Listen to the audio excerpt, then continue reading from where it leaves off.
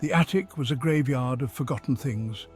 Dust-covered boxes, cobwebs thick as shrouds, and the musty scent of time hung heavy in the air. Four friends, college students on a dare, ventured into the dimly lit space.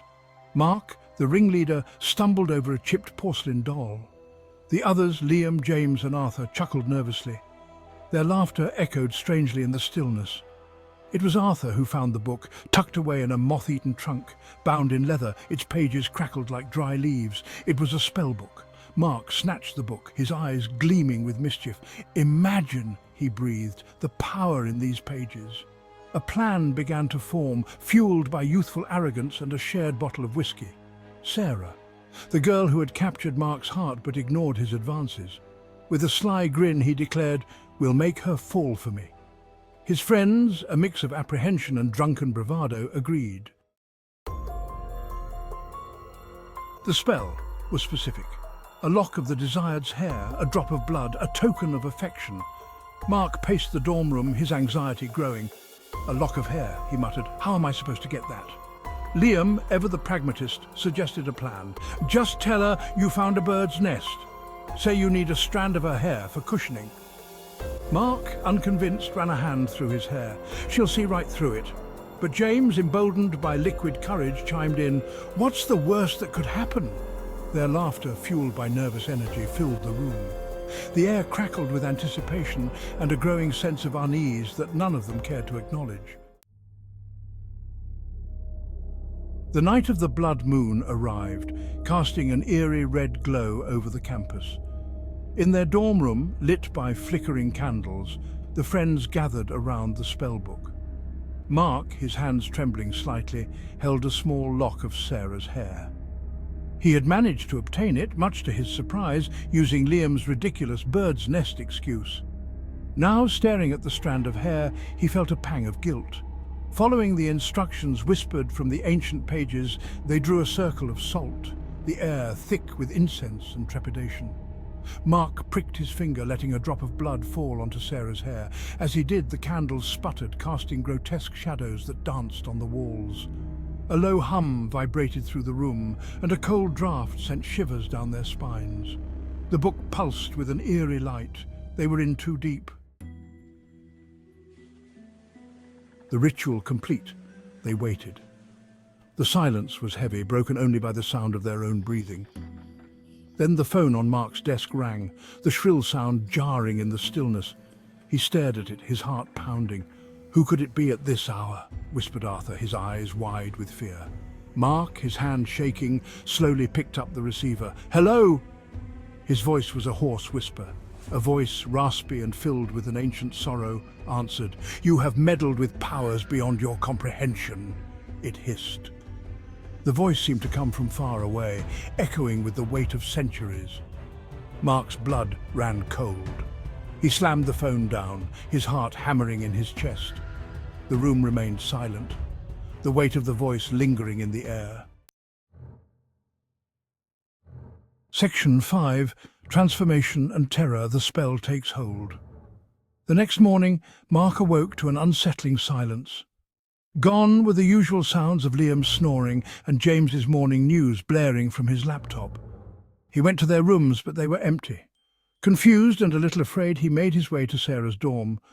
As he approached her door, he heard a voice, low and guttural, coming from inside. He recognized the voice as Liam's, but it was distorted, monstrous. Terror gripped his heart. He slowly pushed the door open, and the sight that greeted him made him recoil in horror. Section 6. An unwelcome suitor, love misinterpreted. Liam, James and Arthur were huddled in the corner of Sarah's dorm room, their bodies contorted, their eyes glowing with an eerie light. They snarled and snapped at Sarah, who cowered in fear. Their words, when they managed to form coherent sentences, were declarations of love and adoration. But their voices were grotesque parodies of their former selves. Sarah, upon seeing Mark, lunged for him, her eyes wide with terror. "Make it stop," she cried. "Please make it stop." Mark felt a wave of nausea. The spell had worked, but not as intended. It had twisted his friends, turning their affection into something monstrous. Section 7. The Room of Regret's desperation sets in. The following days were a blur of fear and frantic activity. Mark, consumed by guilt and terror, shut himself in his room, desperately searching the spellbook for a counter-curse. The weight of his actions pressed down on him, suffocating him with the knowledge that he had condemned his friends to this horrifying fate.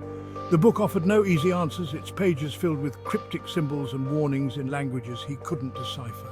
He tried reaching out to Sarah, but she refused to see him, her fear palpable even over the phone. He was alone, trapped in a nightmare of his own making.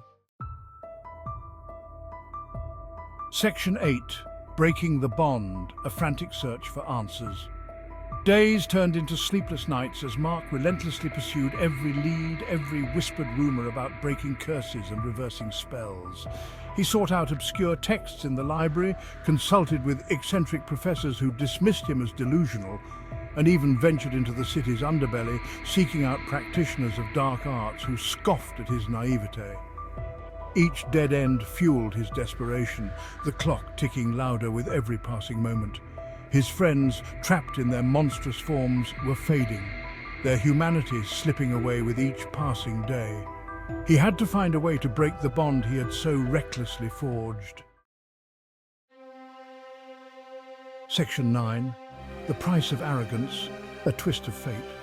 Finally, on the brink of despair, Mark stumbled upon a clue. A faded inscription in the back of the spellbook, barely visible to the naked eye, spoke of a ritual of undoing, a sacrifice of self to sever the magical ties.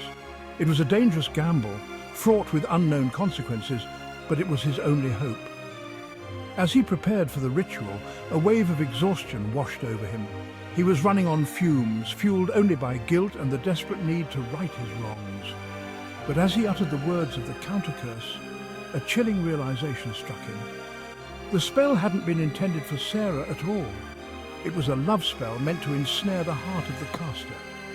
He had condemned himself.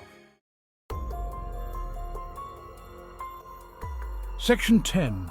Whispers in the Shadows, a lingering unease. The following morning, Mark awoke in his dorm room, the spellbook gone. His friends were back to their old selves, their memories of the horrifying ordeal hazy and fragmented. They teased him about his obsession with Sarah, attributing his strange behavior to a bad dream. But Mark couldn't shake the feeling that something was amiss. He no longer harbored romantic feelings for Sarah. In fact, he couldn't even look at her without a shiver of dread running down his spine. And whenever he was alone, he could have sworn he heard whispers, faint and cold, whispering his name, reminding him of the power he had so carelessly awakened and the debt he might still owe.